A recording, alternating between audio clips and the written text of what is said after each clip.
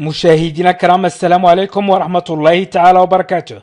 مرحبا بكم في قائمة قواعد اللغة الفرنسية المستوى المحترف، الدرس الرابع.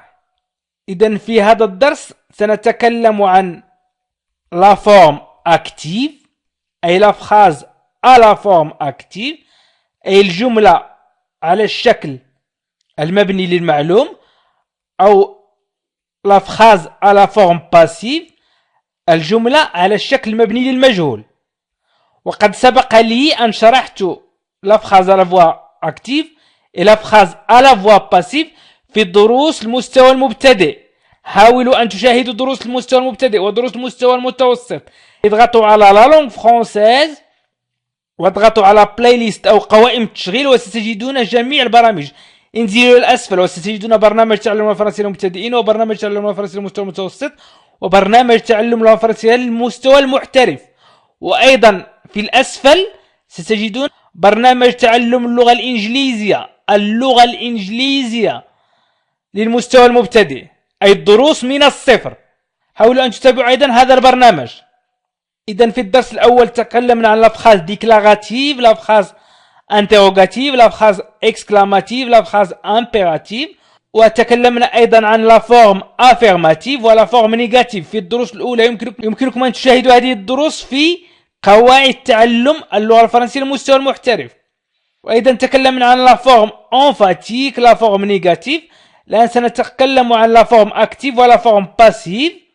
وفي الدرس القادم سأتكلم عن la forme personnelle ولا forme impersonnelle، سننهي أشكال الجمل. إذن la forme active، la forme passive. إذن la forme active، la forme passive. أولا la voix active أو la phrase à la forme active، يعني المبني للمجهول. Une phrase à la voix active désigne une phrase dans laquelle se déroule une action. إذن une phrase à la voix active أي جملة مبنية للمعلوم. désigne تعني une phrase جملة dans laquelle التي فيها se déroule يدور une action أي حدث. إذن une phrase à la voix active désigne une phrase dans laquelle se déroule une action. Exemple, le chat mange la souris. Le chat mange la souris. القط، le chat mange يأكل، la souris الفأر. إذن هي جملة عادية وجملة يحدث فيها حدث. مثلا exemple آخر، Bertrand achète un animal، أو Nora achète un animal، أو Fatima achète un animal، أو Atika achète un animal. إذن achète un animal أو نادية achète un animal يمكن أن تستعمل أي اسم. achète un animal تشتري حيوان، مثلا قط أو أرنب أو أي شيء آخر. إذن le chat mange la souris، Bertrand achète un animal. إذن هي جملة عادية ومبنية للمعلوم. إذن من يفعل الفعل؟ le chat، وهو في بداية الجملة. إذن le chat في بداية الجملة. وأيضا مثلا فاطمة، لن أستعمل أسماء غربية لكي يتضح لكم الأمر. فاطمة achète un animal. إذن من يشتري الحيوان؟ هي فاطمة. من يأكل القط؟ le chat. إذن مبني للمعلوم. إذن الفعل هنا معلوم، من يفعل الشيء معلوم. أيضا une phrase à la voix active se construit le plus souvent comme ceci. Une phrase à la voix active se construit le plus souvent comme ceci. Nom ou groupe nominal. Verbe conjugué. Complément d'objet direct. Et celui subit l'action. إذن une phrase à la voix active. جملة مبنية للمعلوم se construit أي تبنى أو تكون le plus souvent غالبا comme ceci هكذا. إذن النوم au groupe nominal. إذن بالاسم أو مجموعة من الأسماء groupe nominal. إذن ج groupe N nominal. Verbe conjugué. أي الفعل المصرف complément d'objet direct. إذن celui qui subit l'action أي الذي خضع للعمل الذي خضع للفعل. مثال exemple le chien creuse un trou. Le chien creuse un trou. Le chien الكلب creuse يحفر un trou حفرة. Le chien creuse un trou. إذن le complément d'objet direct هو un trou لأنه هو من خضع للفعل. هو من خضع للفعل. Verbe conjugué هو creuse. Le nom ou le groupe nominal هو le chien. Le chien c'est un nom. إذا قلنا les chiens أو le chien et la souris نقول groupe nominal. إذا لاحظوا أن في الجملة المبنية للمعلوم la phrase à la forme active الفاعل le chien الفعل creuse والمفعول به un trou. المفعول به المباشر. إذا ثانيا سأمر إلى la voix passive. La voix passive. إذا une phrase à la voix passive désigne une phrase où quelque chose ou quelqu'un subit une action. إذن une phrase à la voix passive أي جملة مبنية للمجهول désigne تعني une phrase جملة ou quelque chose التي فيها شيء أو شخص ou quelqu'un subit une action يخضع لفعل ليس يقوم بفعل. قلنا في المبني للمعلوم يقوم بشيء يفعل شيء ولكن هنا يخضع لشيء. سأعطيكم أمثلة. يخضع لحدث. إذن exemple la chambre est rangée par Martin. La chambre est rangée par Martin أي الغرفة رتبت من قبل مارتن. إذن من فعل الفعل هنا؟ مارتن وهو جاء في الأخير. إذن في المبني للمعلوم نقول à la voix active نقول مارتن range la chambre. ولكن في المبني للمجهول قلنا la chambre est rangée par Martin. وسأعطيكم أمثلة عديدة لكي تستطيعوا أن تفرقوا ما بين la phrase à la forme passive ou la phrase à la forme active أو à la voix active.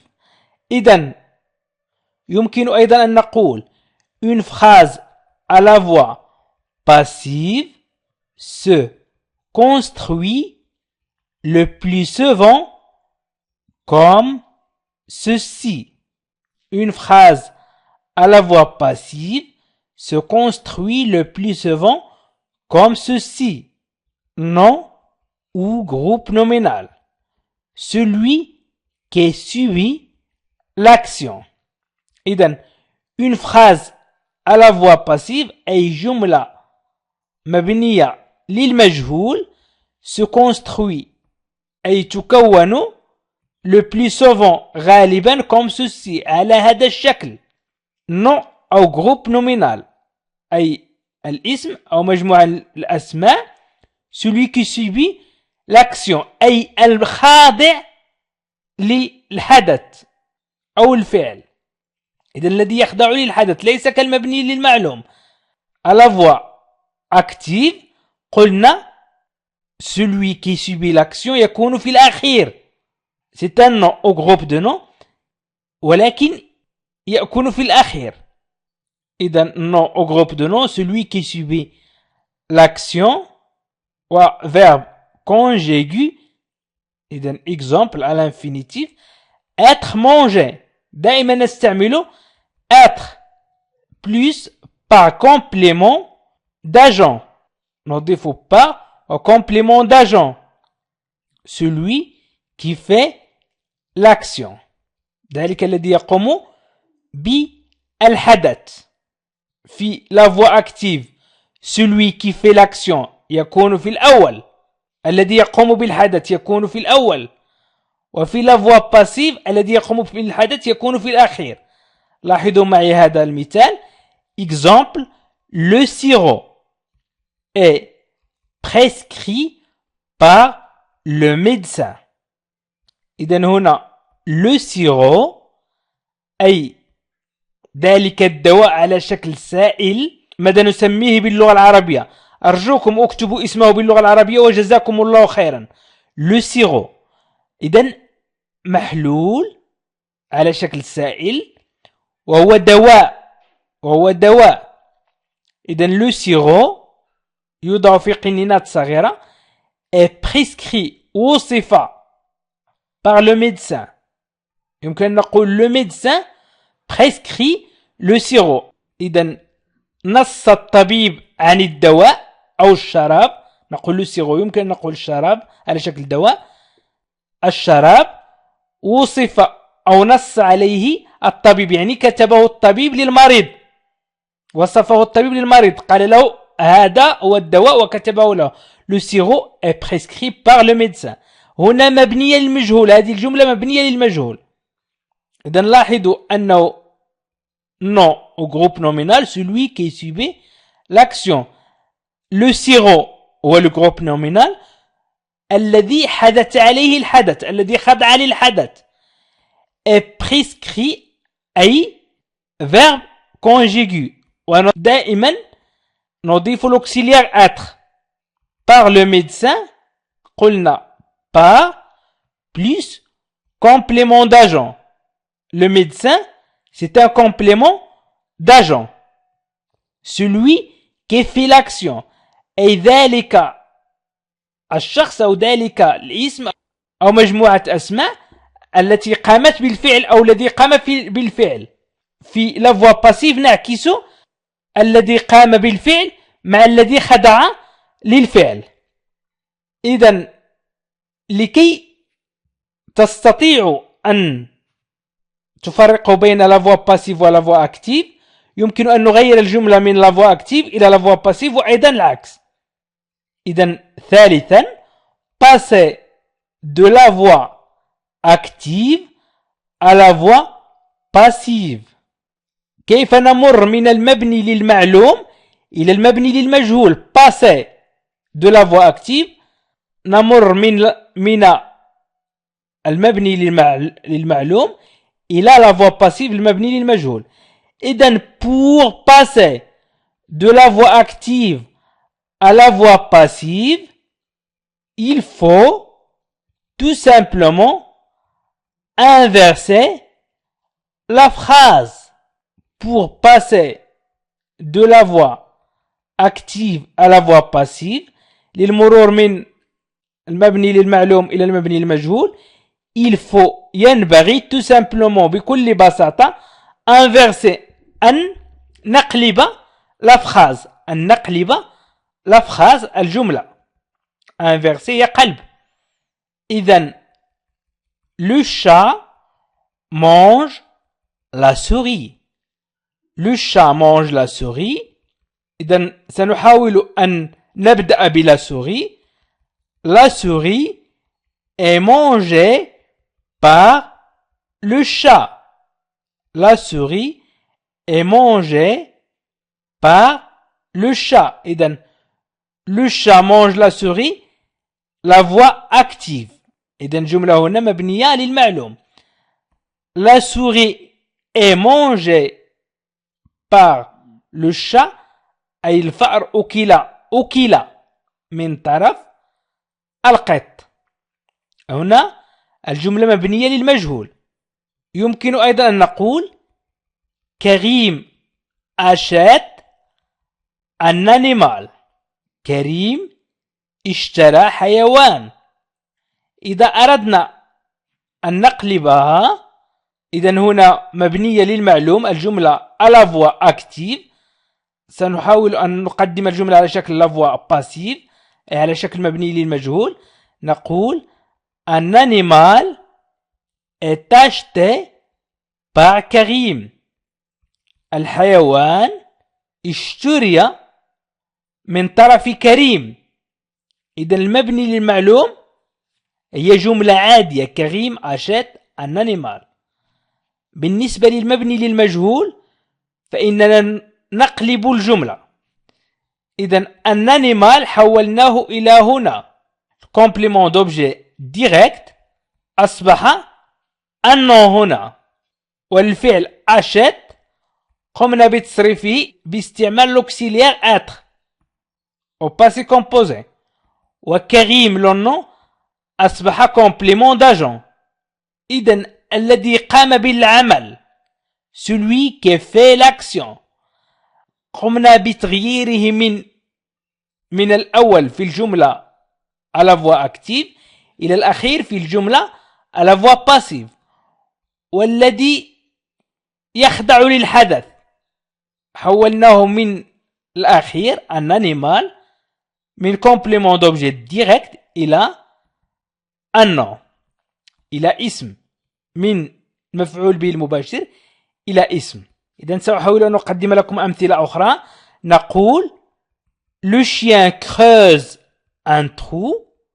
إذا أردنا نحول المبني المجهول à la voix passive نقول un trou est creusé par le chien. Le chien creuse un trou est creusé par le chien. إذن دائما le chien le nom وهنا le chien complément d'agent. هنا un trou complément d'objet direct وهنا un trou un nom أيضا. هنا creuse فعل مصرف وأضفنا هنا قلنا دائما في la voix passive نضيف الفعل مصرف مع l'auxiliaire être. إذن الآن سنقوم بالعكس. inversement. إذن العكس نقوم بكتابة الجملة à la voix passive أولا ثم نحولها إلى la voix active. إذن la chambre est rangée par Martin. الغرفة رتبت من طرف مارتن. مارتن هو اسم. يمكن أن نقول مارتن range la chambre. إذا مارتن range la chambre هي جملة عادية. مارتن range la chambre أي مارتن ترتب غرفته. هنا نتكلم عن la voix active أي المبني للمعلوم. إذا أردنا أن نتكلم عن المبني للمجهول فنحن سنقول la chambre est rangée par Martin أي الغرفة رتبت من طرف مارتن. أيضا نقول le sirop est prescrit par le médecin. Le sirop est prescrit par le médecin. أو نقول le médecin prescrit le sirop. إذن le sirop est prescrit par le médecin أي الدواء وصف من طرف الطبيب. ولكن إذا قلنا le médecin prescrit le sirop أي الطبيب وصف الدواء أي كتب الدواء للمريض. إذن من السهل جدا أن تغير من المبني للمجهول إلى المبني للمعلوم. وأيضا العكس. فقط حاولوا أن تتابعوا معي الدروس، حاولوا أن تشاهدوا الدروس وتتعلمون اللغة الفرنسية، حاولوا أن تشاهدوا الفيديوهات من الأول، حاولوا أن تشاهدوا برنامج تعلم اللغة الفرنسية للمبتدئين، قواعد برنامج تعلم اللغة الفرنسية للمبتدئين وهي مهمة جدا. ثم حاولوا أن تمروا إلى الجمل والحوارات والنصوص والقصص. وحاولوا أن تشاهدوا أيضا برنامج تعلم اللغة الفرنسية للمستوى المتوسط، وأيضا برنامج تعلم اللغة الفرنسية للمستوى المحترف. وأيضا يمكنكم أن تشاهدوا أيضا برنامج تعلم اللغة الفرنسية للمبتدئين بالنسبة للغة الإنجليزية بالضغط على لا لونغ فرانسيز وهو أسفل الفيديو، والضغط على بلاي ليست أو قوائم التشغيل، وستجدون جميع البرامج. وشكرا لكم مشاهدينا الكرام، وإلى لقاء آخر فيديو آخر إن شاء الله.